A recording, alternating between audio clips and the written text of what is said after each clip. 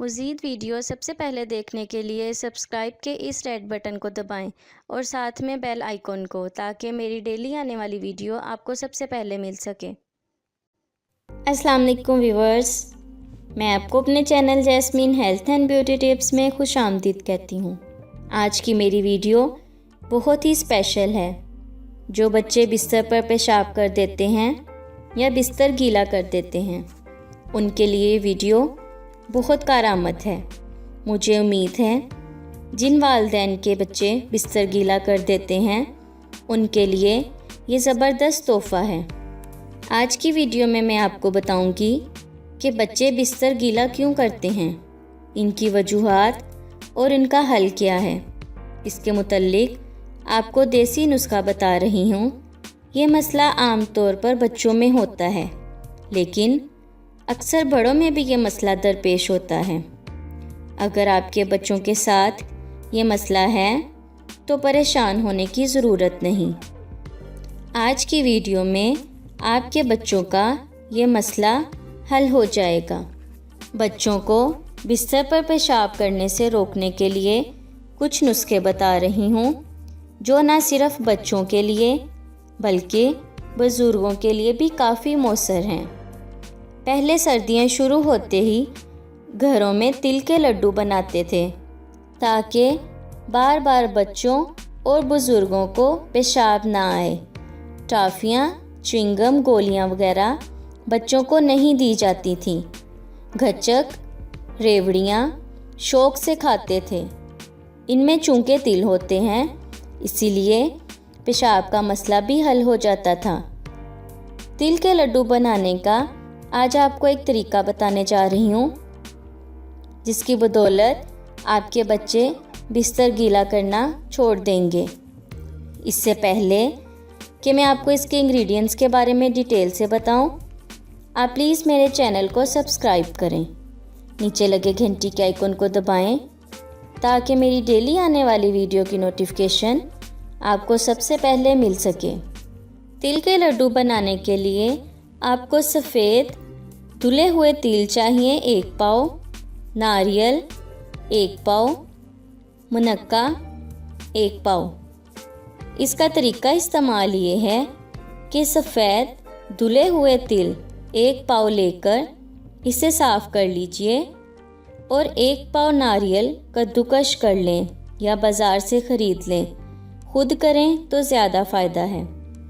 अब 1 पाव मुनक्का लेकर इसके बीज निकाल दें और तिनके वगैरह साफ़ कर दें। इन सबको अच्छी तरह कूटकर लड्डू बना लें। सुबह निहार मुँह 1-1 लड्डू बच्चे को दें। 15 मिनट बाद को सोते हुए गैर इरादी तौर पर पेशाब निकल जाने की शिकायत मुकम्मल तौर पर ख़त्म हो जाएगी। कुछ ख़वातीन इन लड्डुओं में सूजी का इस्तेमाल भी करती हैं। सूजी के लड्डू को बनाने के लिए आपको जो अशिया चाहिए, उनमें सूजी 1 पाव, गुड़ या चीनी हस्बे ज़रूरत, तिल 1 पाव। इसका तरीका इस्तेमाल ये है कि सूजी को भूनकर अलहदा रख लें।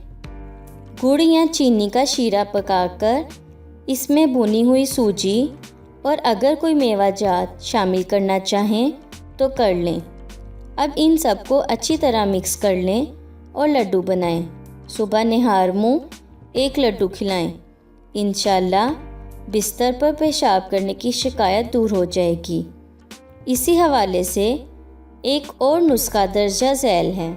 किसी अच्छे दवाखाने से मजून मास्कल बोल लेकर 3-4 हफ्ते रात सोने से पहले 1 चम्मच खिलाएं।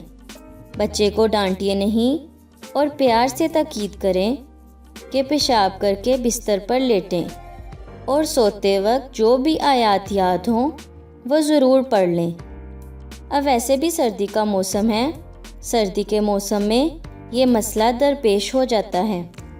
तिल का मिजाज गर्म और तर है। इसमें विटामिन बी पाया जाता है।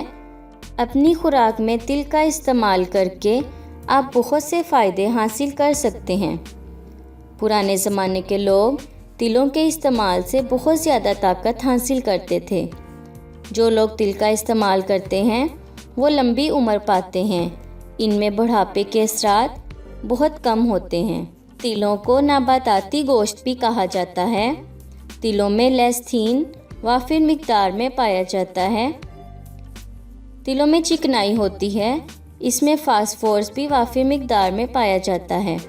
ये पट्ठों के लिए इंतहाई ज़रूरी है। तिलों का इस्तेमाल रंगत को निखारने और ख़ारिश को दूर करने के लिए भी किया जाता है। तिल मसाने को क़ुव्वत देता है। बिस्तर पर पेशाब आने की आदत और कतरा कतरा पेशाब आने की आदत को भी दूर करता है। छोटे बच्चों में बिस्तर पर पेशाब का निकल जाना एक आम सी बात है।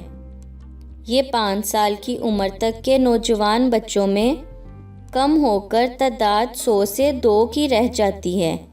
गैर इरादी तौर पर रात में पेशाब का निकलना बच्चे के बढ़ने का एक आम अमल है। हर बच्चा अपने मसाने पर कंट्रोल का मुख्तलिफ पैमाना रखता है। 3 साल की उम्र तक बहुत कम बच्चे होते हैं जिनका बिस्तर खुश्क रहता है। ज़्यादातर 3 से 8 साल की उम्र में बच्चे बिस्तर को खुश्क रखना शुरू कर देते हैं। जब तक आपका बच्चा इस मंजिल तक ना पहुंच जाए, आपको बड़े सब्र व तहम्मुल का मुजाहरा करना होगा और बच्चे का भी हौसला बढ़ाना होगा। अगर बड़ों का बिस्तर पर पेशाब निकल जाता है तो उन्हें चाहिए कि वो सबसे पहले अपनी शुगर का टेस्ट करवाएं, या इसके अलावा उन्हें कोई साइकोलॉजिकल प्रॉब्लम भी हो सकती है। बिस्तर पर पेशाब निकलने की बहुत सी वजूहात होती हैं। ज़्यादातर आपके बच्चे का बिस्तर पर पेशाब उस वक़्त निकलता है जो वो गहरी नींद सो रहा होता है और उठना नहीं चाहता। ये चीज़ ज़्यादातर मौरूसी भी होती है। अगर आप बचपन में बिस्तर गीला करते थे तो बहुत मुमकिन है कि आपका बच्चा भी करेगा। बहुत कम मामलात में ऐसा होता है कि इसकी वजह डायबिटीज़ होती है या फिर पेशाब की नाली में कोई नुक्स होता है, लेकिन इससे सिर्फ रात को ही बिस्तर गीला नहीं होता, इसकी अलामात दिन को भी होती हैं। अगर दिन में ऐसी कोई अलामात नहीं हैं तो इसका मतलब ये है कि आपका बच्चा बिल्कुल तंदुरुस्त है।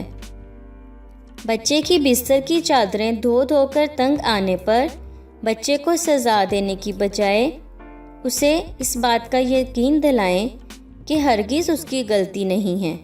वक्त के साथ साथ सब ठीक हो जाएगा। आपके बच्चे को ज़रूरत है कि आप उसे समझाएं, उसकी हिम्मत बढ़ाएं, उसकी खुश्क रातों की तारीफ़ करें, क्योंकि बच्चे को इस बात पर कायल करना मुश्किल होता है कि वो रात को बिस्तर गीला करता है। उसे इस बात पर शर्म महसूस होती है। इसकी और भी वजूहात हो सकती हैं, जिनमें ब्लैडर का छोटा होना, ब्लैडर का देर से बालिग होना, पेशाब की ज़्यादा पैदावार, खिंचाव और हार्मोन्स की प्रॉब्लम भी शामिल हैं। बच्चों में बिस्तर पर पेशाब करने की ये बहुत सी वजूहात हो सकती हैं। मेरा आज के ये नुस्खा बहुत ही कारआमद है। इसका कोई साइड इफ़ेक्ट नहीं। मैं उम्मीद करती हूँ मेरे आज के इस नुस्खे से आपको बहुत फ़ायदा होगा। सो व्यूअर्स, अगर आपको मेरी ये कारआमद वीडियो अच्छी लगी तो इसे लाइक करें, मेरे चैनल को सब्सक्राइब करें, अपने दोस्तों के साथ शेयर करें। अपना बहुत सारा ख्याल रखें। अल्लाह हाफिज़।